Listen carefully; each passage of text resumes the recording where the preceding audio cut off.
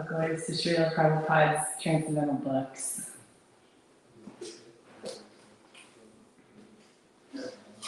So we're reading from Canto 6, Chapter 5, Text 23. Oh, sorry, 26. I'm learning how to speak English too.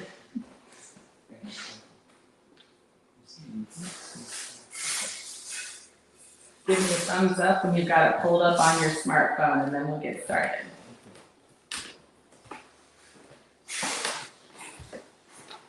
What is this chapter 5 called? Oh, Narada Muni cursed by Prajapati Daksha.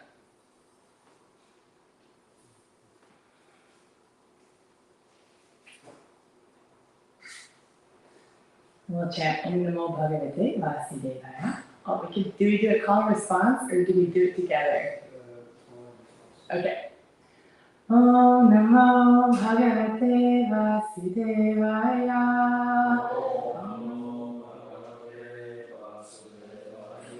Om Namo Bhagavate Vasudevaya.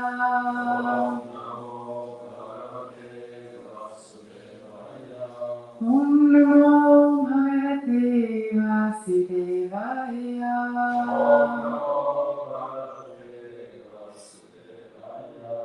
Narayanam Namaskritya Naram Chaivam Narottamam Devim Saraswatim Vyasam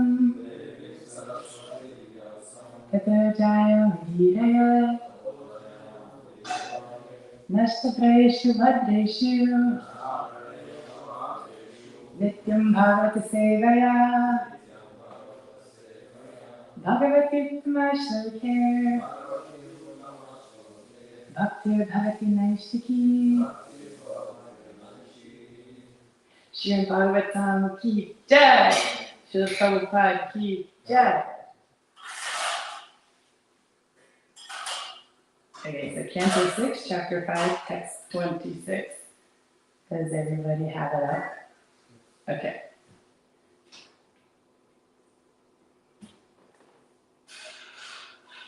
Do you do word for words first, or do you chant the whole line first?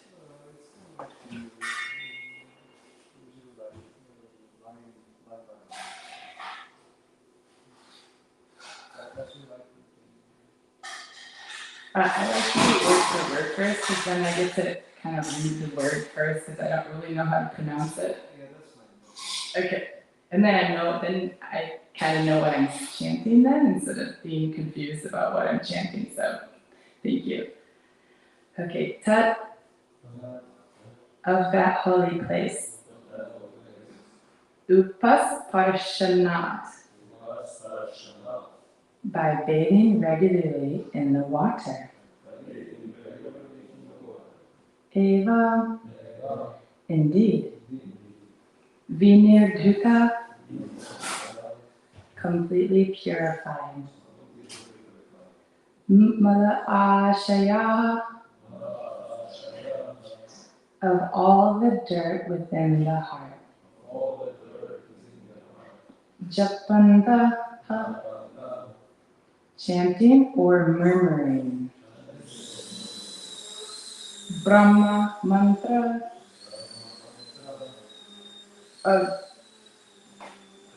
that's a confusing one. I guess we'll just do it like this. Brahma. Mantras beginning with Om, such as Om Tad Vishnu Paramam Param Sada Pashanti Surya.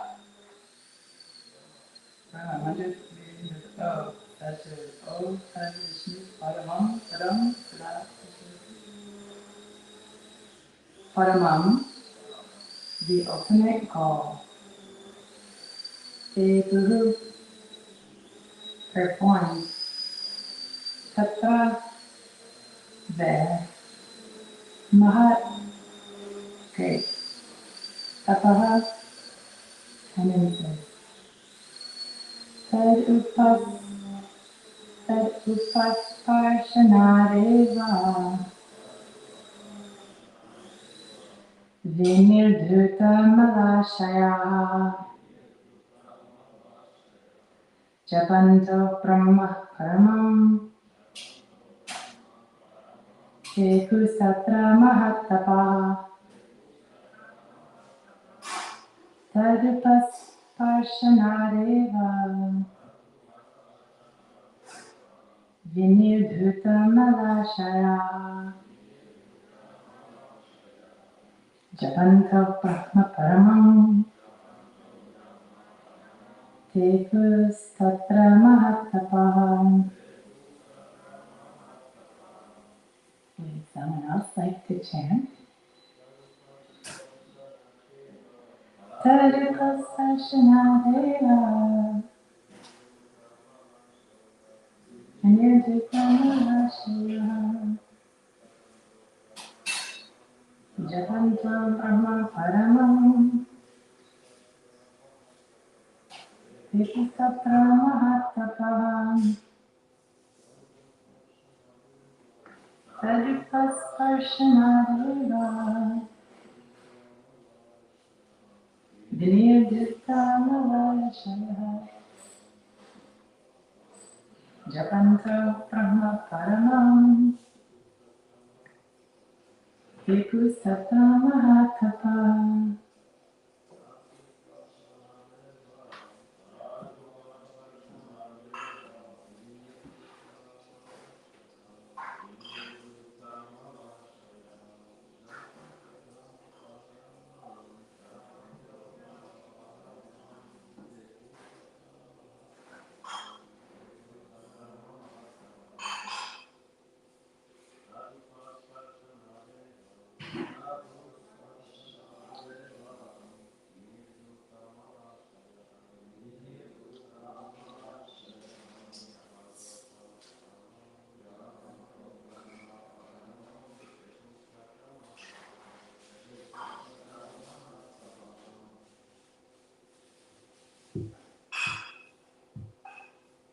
Dear sister, can you please chant?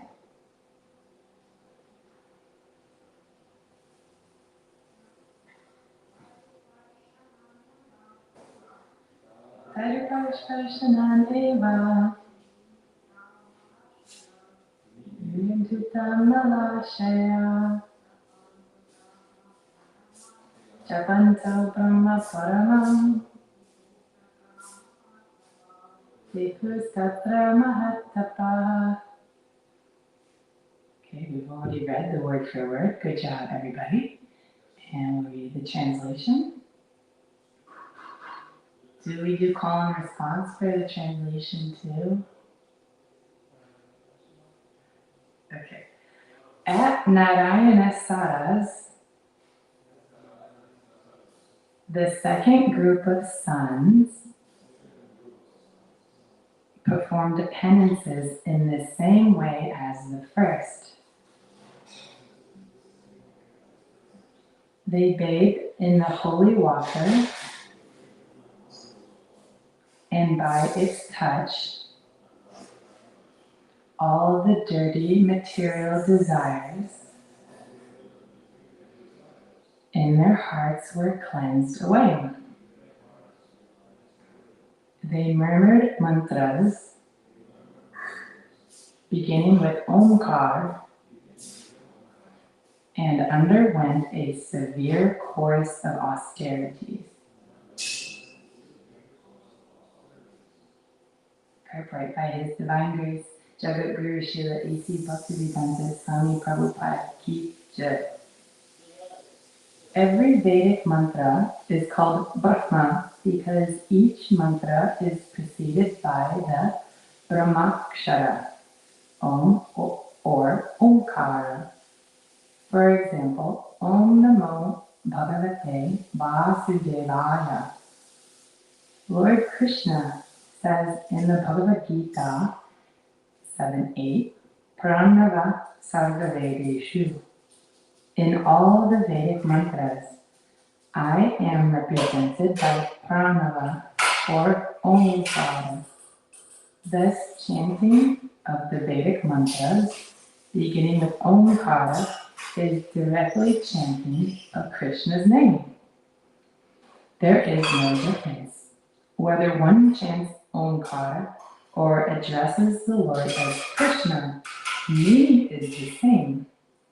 But Sri Chaitanya Mahaprabhu has recommended that in this age, one chant the Hare Krishna mantra, Hare Nama Eva Kevalam. Although there is no difference between Hare Krishna and the Vedic mantras, beginning with Omkara, Sri Chaitanya Mahaprabhu, the leader of the spiritual movement for this age, has recommended that one chant all together now, Hare Krishna, Krishna Krishna, Hare Hare, Hare Rama, Rama Rama, Hare Hare. Can we keep reading?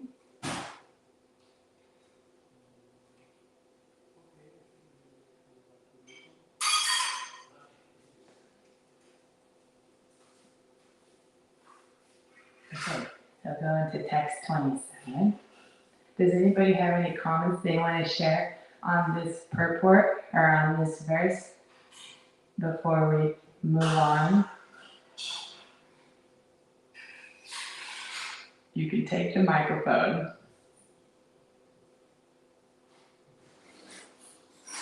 Okay, Chelo, next verse. Text 27 and 28. Translation.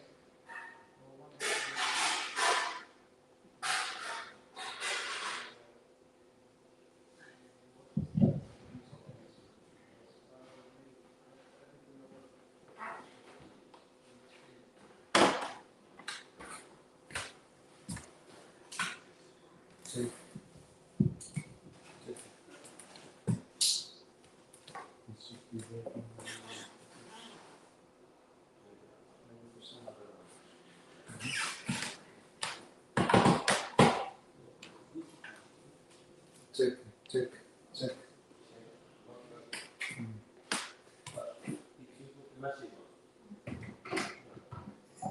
Okay, now it's working. Jazz. That's the volume. The second set of the sounds of the names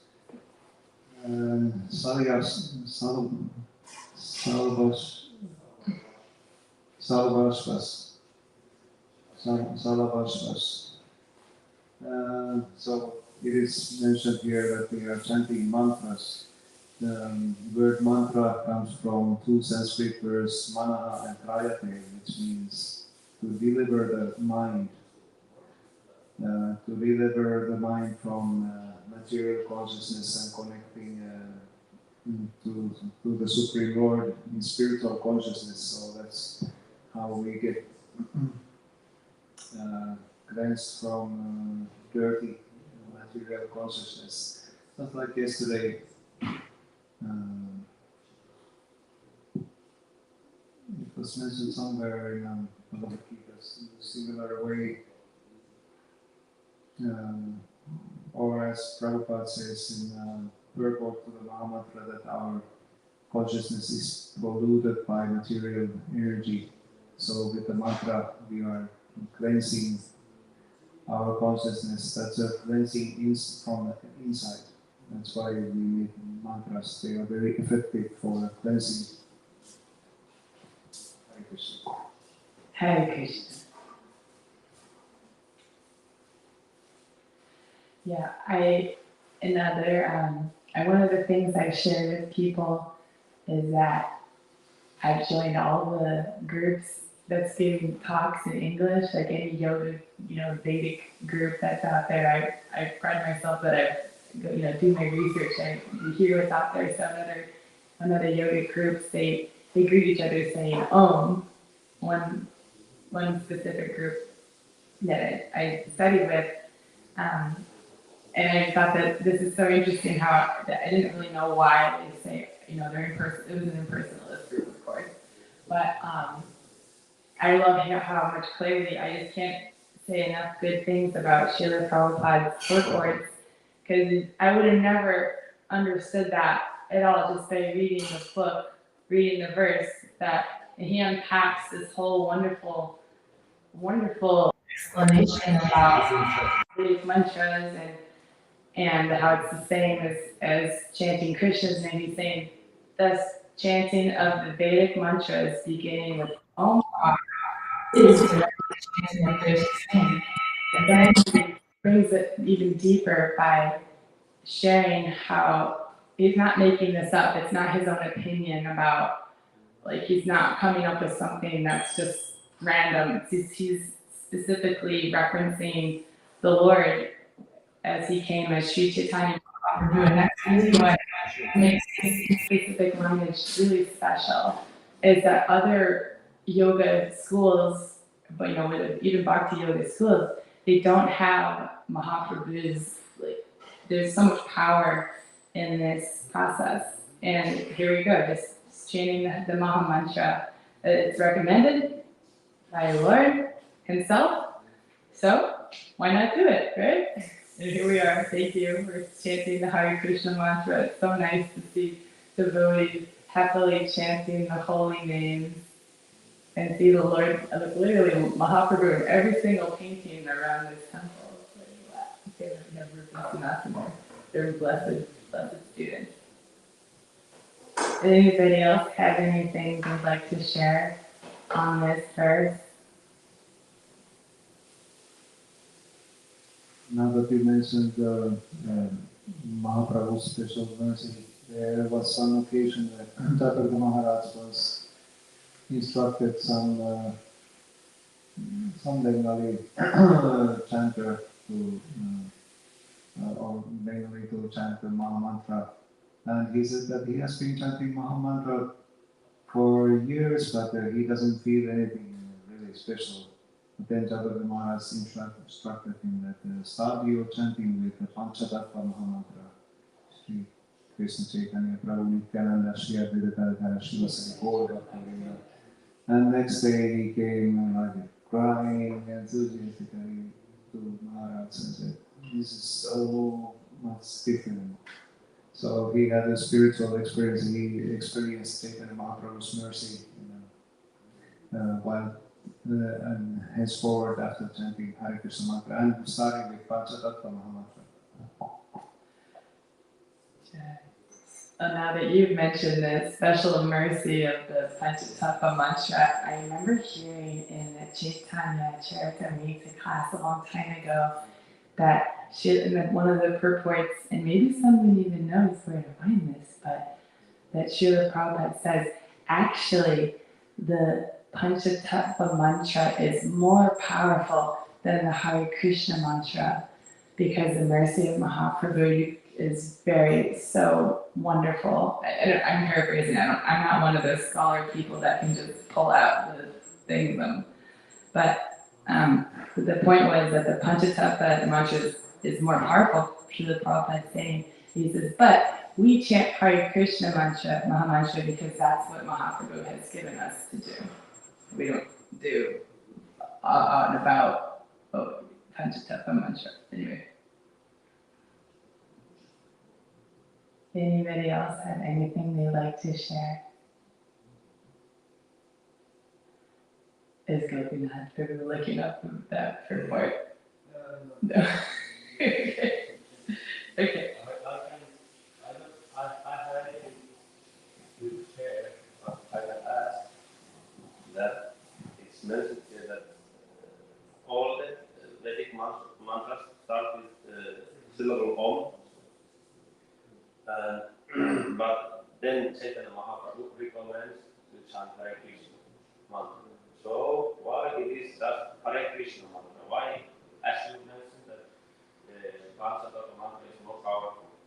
So why we are chanting? Why Chaitanya Mahaprabhu recommended that Hare Krishna for this case? You know. That's a good question. I'm gonna let Gopinath Prabhu answer that one.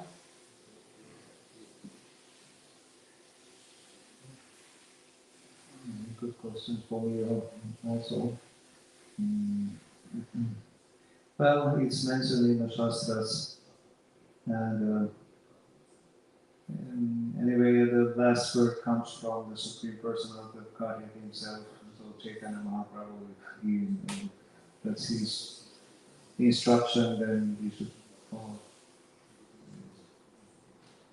That's all.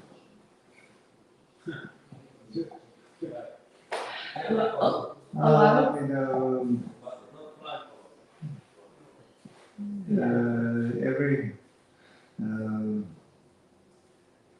I remember there was one pilgrimage tour with some senior devotees, and Tayadvaita Swami was there. And every now and then they stopped, and they expected Swami to say something. And all he said that there is nothing else in the 14 worlds than the holy names of the Lord. Hare Krishna. That's all he said. And then they went to the next spot. And they asked Maharaj to speak again. And Maharaj said the same thing. There's nothing else in the whole 14 worlds than the Mahamantra. There you go. Yeah, Hare Krishna mantra, there's everything we need for devotional service. I mean, there's Radharani's name, which indicates our devotional service unto the Supreme Personality of Godhead himself. And that refers to our original position in the spiritual world as a servant of the Supreme Lord. O Krishna, what is it? Pleasure, energy, please engage me in your service. That's all we practically need.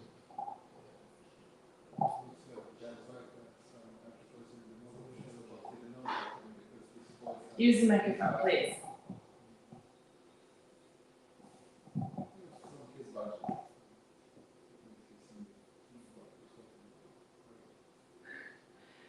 So one reflection on your question, Prabhuji, what is your name? Your question? Bhakti-Tema, Prabhu's question, is that before Chaitanya Mahaprabhu, Sri Chaitanya Mahaprabhu, my understanding, now I'm very, very open to be corrected if I'm wrong, but my understanding is that there wasn't like kirtan happening in the Vedic culture. It was more just like people chanting mantras, and that he inaugurated this chanting. That's why it was really like triggering to like, you know, the people, the Brahminical culture were like, these people are crazy, what are they doing? And this is not how we do mantras, right? Because he's bringing it, like making it like a song and dance, singing, they're like singing and dancing and chanting in the streets, right? So, what else I was going to share is, so that historical aspect of how mantras are practiced, I don't know. And another thing I would share, I've heard from senior Vaishnavas that the Om is the sound of Krishna's flute. I don't know where that reference is. I can't pull up scriptures to confirm that, but I believe I've heard that. And that's really high, like we're not really, in my understanding about the philosophy is that fools rush in where angels fear to tread. So, like trying to understand things that are really high, like Krishna's flute, it's better that my understanding is like start at the feet and leave the really rustic stuff, really high stuff for later when, you know, let it come naturally. And better we focus on Gaur Lila and serving Mahaprabhu's Sankirtan movement and get purified, and then we can understand concepts like that. And so if something doesn't make sense now, like I've read the Bhagavad Gita many times, and every time I pick it up, it's like, wow, I've never read this before. It's a fresh new book, a fresh new perspective. So not to get carried away with certain things, even certain things in purports that Srila Prabhupada says, I had to really work through some of this stuff because I was like, what? He said, what? You know, about women or whatever, you know, so I worked through my own, but it makes sense actually, like everything Srila Prabhupada says, it's true. And if I don't understand it now, maybe I have to serve the Sankirtan movement a little more intensely and then it'll make sense later. Hare Krishna. Okay, any other questions, comments before we move on? How much time do we have? Okay. Do you guys want to chant the next verse together, or should we just read the translation?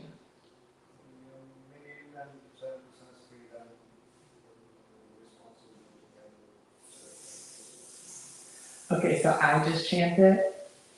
Okay.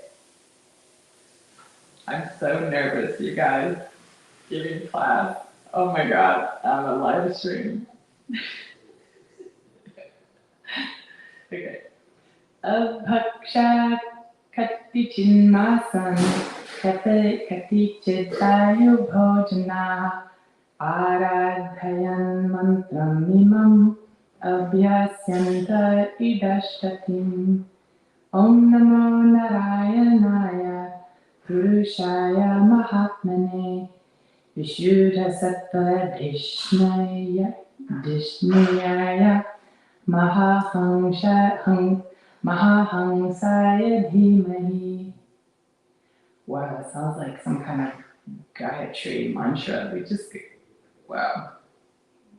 My mind is blown, you guys. Okay, translation. For a few months, the sons of Prajapati Daksha drank only water and ate only air. Thus, undergoing great austerities, they recited this mantra: Let us offer our respectful obeisances unto Narayana, the Supreme Personality of Godhead, who is always situated in his transcendental abode. Since he is the Supreme Person, Paramahamsa, let us offer our respectful obeisances unto him. Purport, once again by our beloved Srila Prabhupada. From these verses, it is apparent that the chanting of the Maha Mantra or the Vedic mantras must be accompanied by severe austerities. In Kali Yuga, people cannot undergo severe austerities like those mentioned herein, drinking only water and eating only air for many months.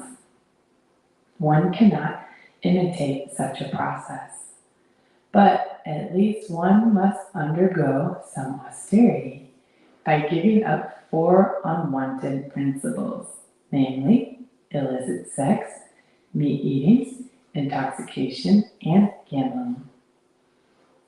Anyone can easily practice this tapasya, and then the chanting of the Hare Krishna mantra will be effective without delay. One should not give up the process of austerity. If possible, one should bathe in the waters of the Ganga or the Yamuna, or in the absence of the Ganga and Yamuna, one may bathe in the water of the sea. This is an item of austerity. Our Krishna consciousness movement has therefore established 2 very large centers, one in Vrindavan and another in Mayapur, Navadip. There one may bathe in the Ganga or the Yamuna, chant the Hare Krishna mantra, and thus become perfect and return home back to Godhead. Just love how he just brings it home. Chant the Maha Mantra, go back to Godhead, just Jai. So good. Knocks it out of the park. every time. Srila Prabhupada ki jai. Oh, so one reflection is, yeah, severe austerities. I can, I really appreciate people who do, like, I get inspired by it. But one thing I've noticed in my own devotional journey is I feel like if people really try too hard with like too much austerity, that maybe they get kind of like cold or like it's like it's maybe better to like lighten up the austerity if your heart if it doesn't. My feeling, and I don't know if this is confirmed by scripture, this is just my feeling. Is if you're doing austerities and it's not like opening your heart more to Krishna and loving the devotees, and it makes you grumpy and not a nice person. maybe like lay off the austerities a little, be normal, hug a teddy bear, etc. Anyway, as yeah, drinking only water, eating only air. Like it's good, from my understanding about austerity, it's good to like stay in our own lane and like do challenge ourselves, but not to the point where it like makes you go mad or too cold-hearted. Anyway, that's one reflection. But at least in the Srila Prabhupada, he's like, it's not possible. It's not. People can't really do these severe austerities. You're basically be labeled an anorexic. It's not really like part of our Kali Yuga makeup, right? So you can't imitate. Yes, they don't imitate. So that's important, not to imitate. Being real where you're at in your bhakti, in my experience. But at least one should, he's saying this is like the minimum. Just quit eating meat. Like it's really easy. People would tell me, they're like, wow, you're almost 40. You look so good. What's your secret? And then I get to tell about the 4 regular principles. Like, I haven't always done, my whole adult life, but I'll tell you, this is my standard that once I learned about this, I wanted to follow it 100%. And so I start with meat eating, of course, because that was the first regular principle. I was already vegetarian. Here's my chance to tell how cool I am. I was already distributing vegetarian food at my college campus without knowing about the Hare Krishnas. I was the president of the Vegan Society. And so I'm like, wait, you guys have a religion? Doing like what I'm already doing? You guys are cool. All right, find it. Okay, so 4 regular principles, Kijai. Oh, one reflection about gambling is I heard this people like gambling? Like who gambles? Like which devotees have like a gambling problem? But so I heard about actually gambling also means time. Actually really means wasting time. Like any time wasting. If it can be considered a waste of time, then that's gambling.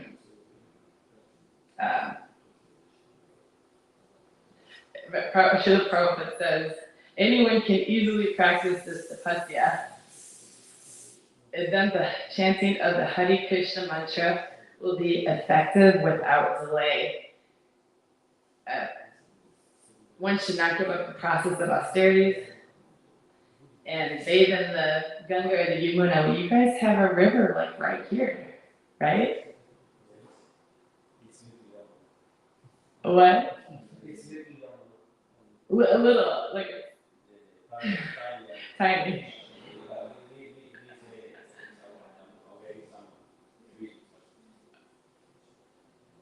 Who's fired up to bathe in the tiny creek right outside?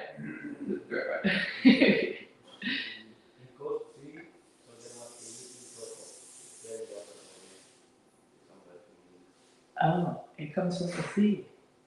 It's a sea creek. Wow. I'm obviously a foreigner, so I have a lot to learn. And then I love how Srila Prabhupada, he's speaking to the history here, 2 very large centers. Well, how many large centers are now in our International Society of Krishna Consciousness in India?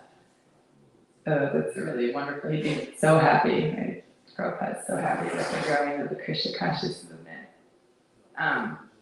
Another thing I heard from a senior devotee is that it's not actually Ganges in the scriptures. That became like a word from the British, but because of the, I'm not sure at what point, because Srila Prabhupada was speaking on the dictaphone. I don't know if he said Ganga, and because his transcribers are mostly maybe English speaking, or I don't know, they wrote Ganges, so that was always something I was concerned, the British didn't really, the headquarters is more in like Calcutta, which used to be known as Kaligata.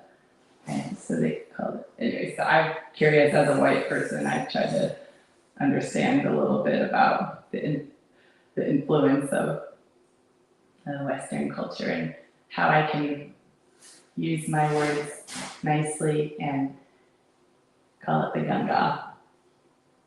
On Google Maps, they call the Ganga the Hooghly River. I was like, what the heck is this? Like, they always try to put down Vedic culture and say, just lots of propaganda, of course. We won't go there. We're talking about Srimad Bhagavatam.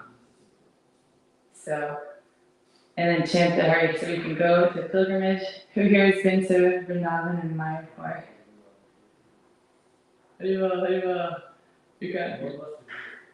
Have you been to Vrindavan and or Mayapur? Who needs to go? Who's on the bucket list? You need to go. Oh, you've already been. Okay, everybody is. We all need to go. That's good. Anyone have anything they want to share? Questions, comments, reflections, corrections? I know Gopinath Guru's got something good to say.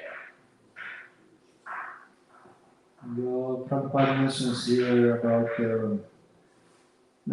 austerities. We cannot practice such austerities as these Sariyashvas.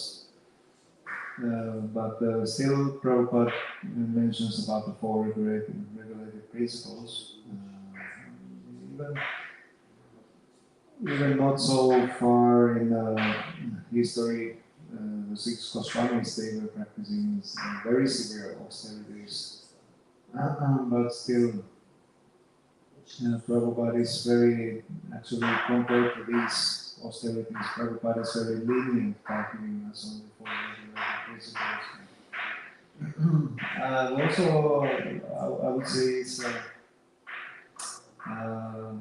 similar way it works vice versa. Also, when you chant Hare Krishna mantra and you get the higher taste, then you can feel it's also easier to give up those bad habits, referring to the 4 regulated principles. And I've noticed in the case of many devotees, it happens like this, that before they even come to the moment, somehow or another, they have started to eat only vegetarian food.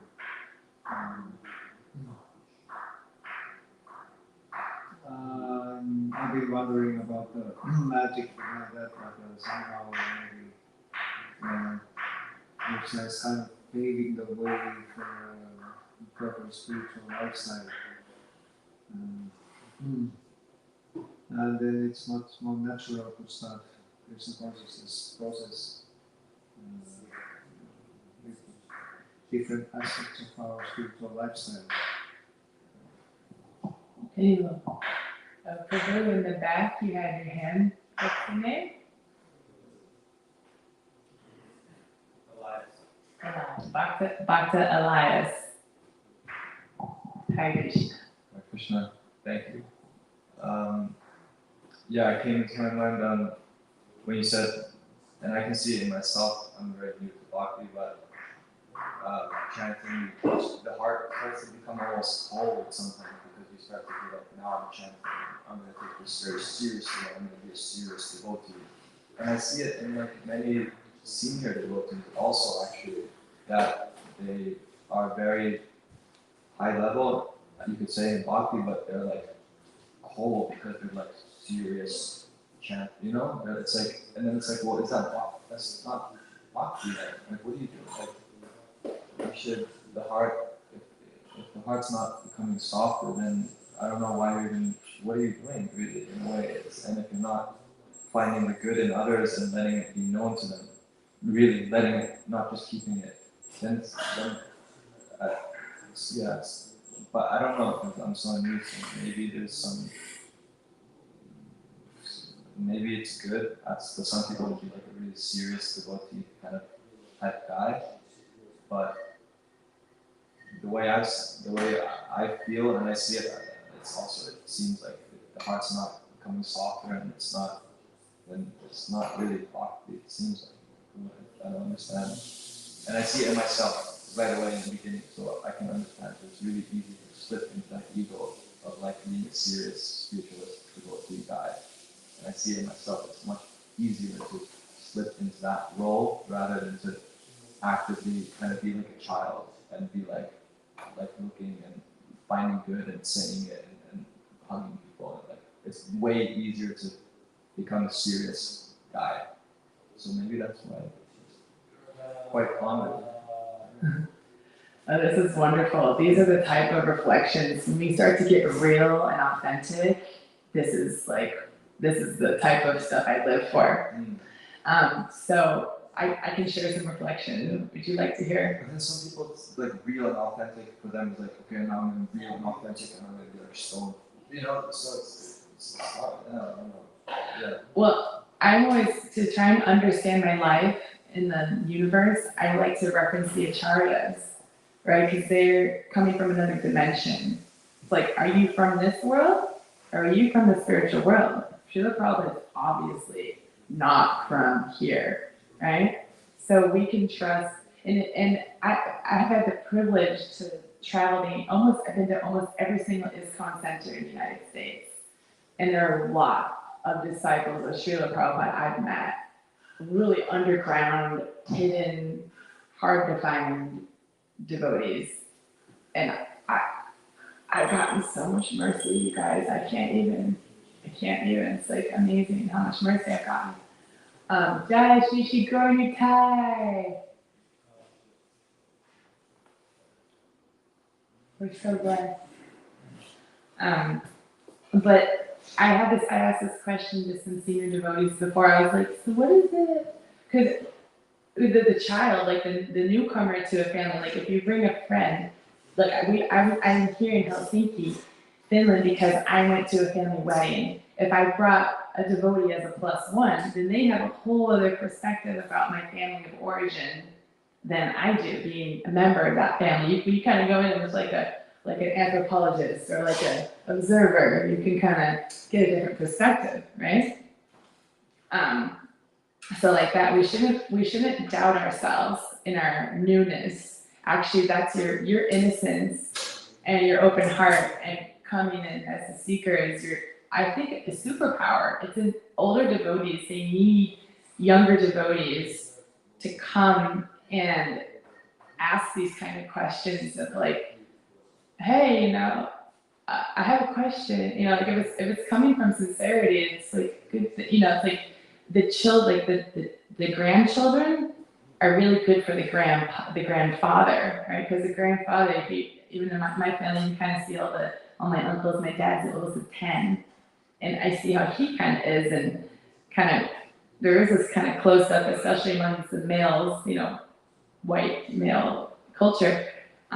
It's sort of a natural, I mean, this is how the world even an old tree, like when something's young, it's like a fresh sprout, it's like, it's gentle, you can step on the grass and it comes back up, but like a really hard tree, it's like, so, it's part of being like in the masculine body. I feel like that's something that is a journey, part of the work that planet Earth really needs, in my opinion, and this Maha Mantra is but what I was going to share about what the disciples of Srila Prabhupada told me when I was asking them questions about some of the things I was concerned about, but I didn't understand about. I love Srila Prabhupada, but then there are things that come up in the path of spiritual life that I needed guidance to work through.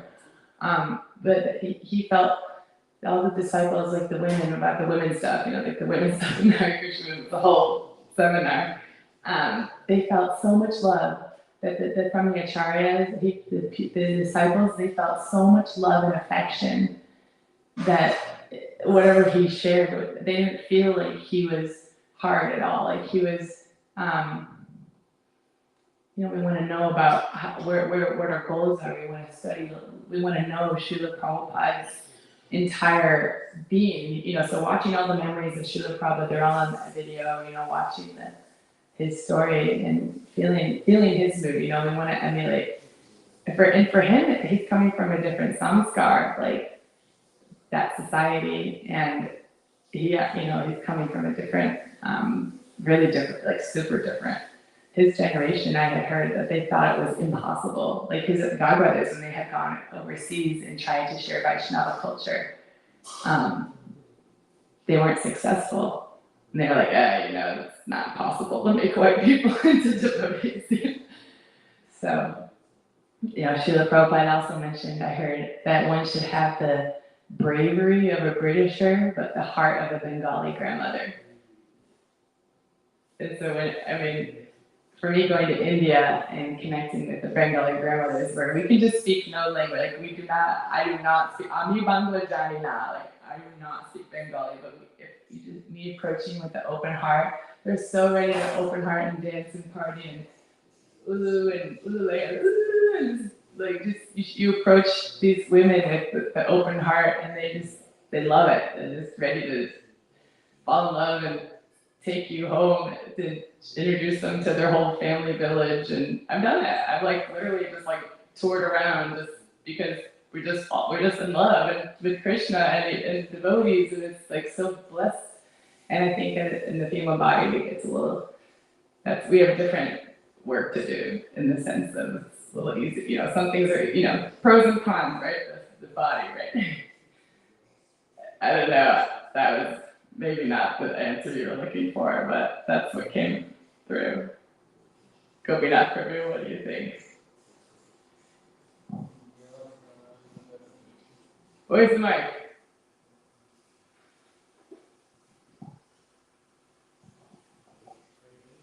Of a British officer. Yeah, I spend a lot of time in Mayapur and I know about this. I've been invited to quite a lot of those village programs by the local devotees. We go somewhere like 1, 2, 3, 4 hour drive somewhere in the middle of nowhere, and then there's a village and there's a whole reception. So it's kind of a good preaching for those local villagers to show them the Western devotees. So, and then you can experience actual warm-hearted Vaishnava culture, how it works. So,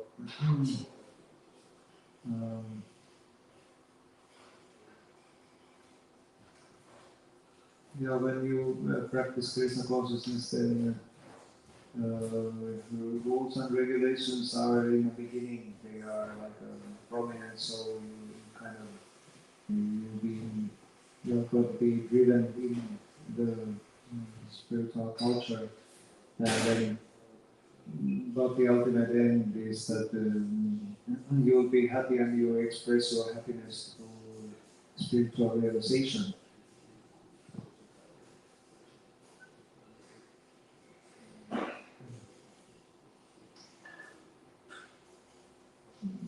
So it's not always easy to balance this, especially if you are some kind of in a trainer position to tell everybody what to do. But